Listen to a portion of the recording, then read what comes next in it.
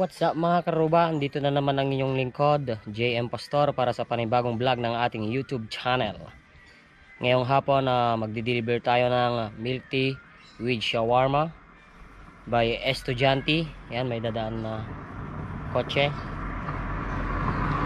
Alright. So bale, inaantay ko na lang yung milk tea tsaka shawarma na i-deliver namin ng aking tita, si Auntie Juvie Cereales. Bale, nasa harap ako ngayon ng bahay nila. Napakalaking bahay, di ba? So, bago tayo magdi-deliver ng milk tea, intro, pasok!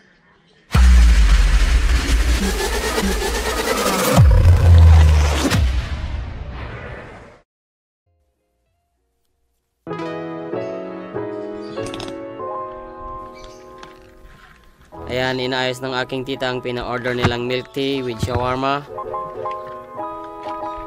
Binibilang niya kung kumpleto ba at may mga pangapangalan.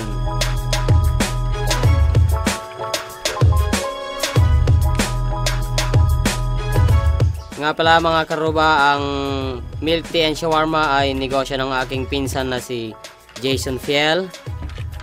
Nang dahil sa pagmi-milk tea, nakabili siya ng sarili niyang cellphone na Oppo.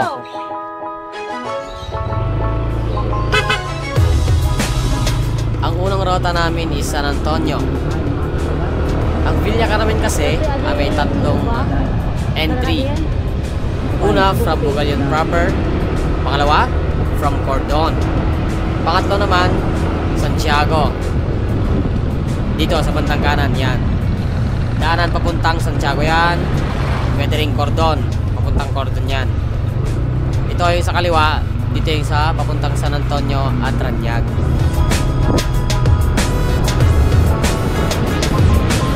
Dito sa service road or farm to market road ng San Antonio Ramon ay di pa lahat sementado. Mga 2 kilometro siguro at ilang panahon na lang siguro. Kasi may widening program na at PRDP projects funded ng World Bank.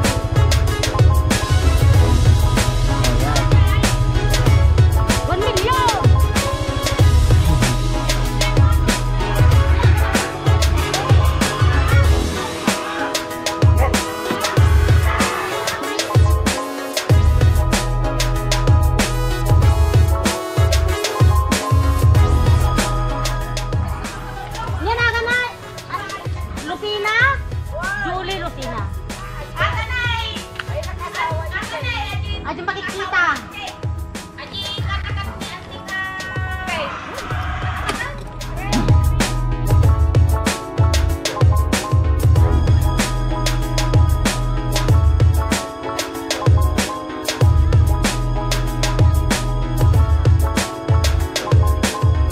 Wow, mali.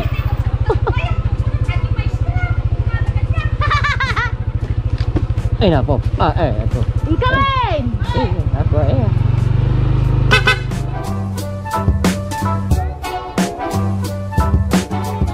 Julie. Yon mga karuba, nawawali kami talaga kanina. Dito talaga yung di-deliver namin ng milk tea at shawarma. Kapag ano tali bumabbaban. Pati ba kami nakaasawa tinchay. Teka ka ng grupo. Layo ko mo kami.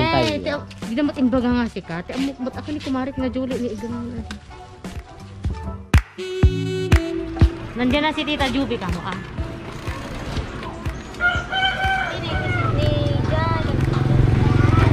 Guys.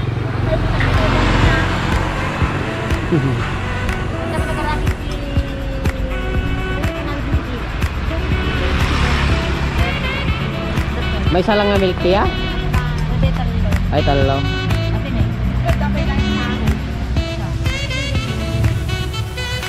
Taro. Tapos la ube.